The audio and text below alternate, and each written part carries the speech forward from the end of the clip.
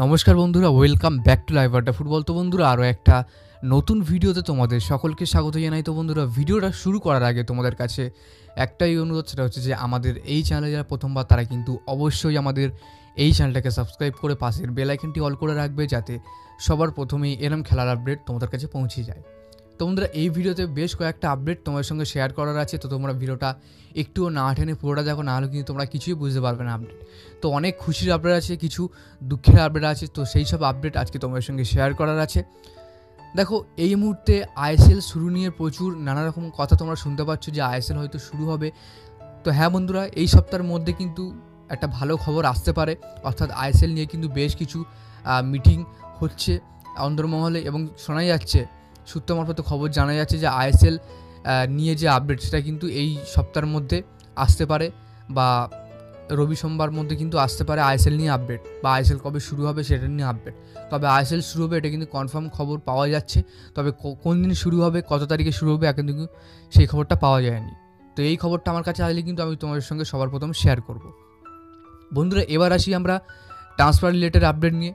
দেখো, এই মুহূর্তে সবথেকে বড় যে খবরটা শোনা যাচ্ছে যে আশিস রায় নাকি মোহনবাগান ছেড়ে দিচ্ছে, এবং ইস্ট বেঙ্গল তারা কিন্তু আশিস রায়ের ওপরে কিন্তু প্রায় 1.5 মাস থেকে নজর রাখছে, এবং আশিস রায়কে হয়তো তারা ইস্ট বেঙ্গলে নিতে পারে, এমনটাই খবর পাচ্ছ।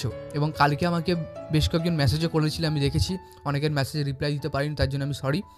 অনেকে জিজ্ঞেস করেছে দাদা আশিস রায় নাকি ইস্ট বেঙ্গলে যাচ্ছে, এই খবরটা পাচ্ছি।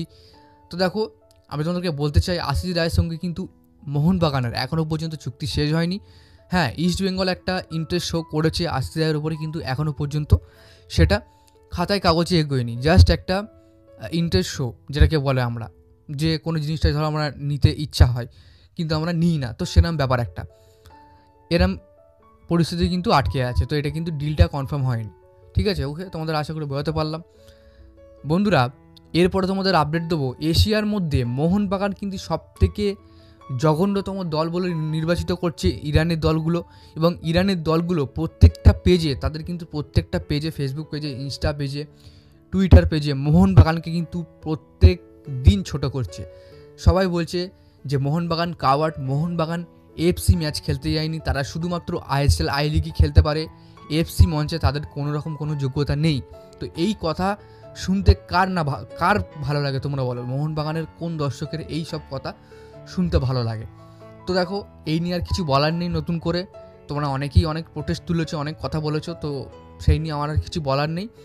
পরবর্তী সব কিছু মোহনবাগান ম্যানেজমেন্টে ঠিক করবে, ওদের হাতেই ছেড়ে দেওয়া উচিত। আমাদের এই নিয়ে ভাবা উচিত না, শুধু আমরা আমাদের প্রোটেস্টটা চালু করে রাখতে চাই, এটাই ভালো হবে। তো বন্ধুরা, পরের আপডেটটা দেবো তোমাদের কিন্তু ম্যাকলারেনকে নিয়ে। তো দেখো, ম্যাকলারেনকে নিয়ে যে খবরটা পাওয়া যাচ্ছে, ম্যাকলারেন কিন্তু এই সিজনটা লাস্ট, অর্থাৎ মোহনবাগানে কিন্তু তিনি কিন্তু সামনের মৌসুম ছেড়ে দিতে পারে, এমনটা খবর বেরিয়ে আসছে। তো এটা কিন্তু তোমরা খুবই সিরিয়াসলি নাও, কারণ অস্ট্রেলিয়ার একটা পেজ থেকে কিন্তু এই খবরটা জানানো হয়েছে যে ম্যাকলারেন তিনি কিন্তু মোহনবাগান দল ছেড়ে আবার তিনি এ লিগে ফিরছেন, এই খবরটা জানানো হয়েছে। তবে এখনও পর্যন্ত জল গরম হয়নি, জল যখন গরম হবে তখন কিন্তু সবার প্রথমে আপডেট আমি তোমাদেরকে দিয়ে দেবো। এবং মোহনবাগানের একটা ভালো মানের মিডফিল্ডার লাগবে, একটা প্লে মেকার লাগবে, ভালো মানের বিদেশি মোহনবাগানে এই মুহূর্তে সবথেকে বেশি প্রয়োজন, যে মাঝ মাঠে গ্রেগ স্টুয়ার্ডের মতন খেলা তৈরি করতে পারবে।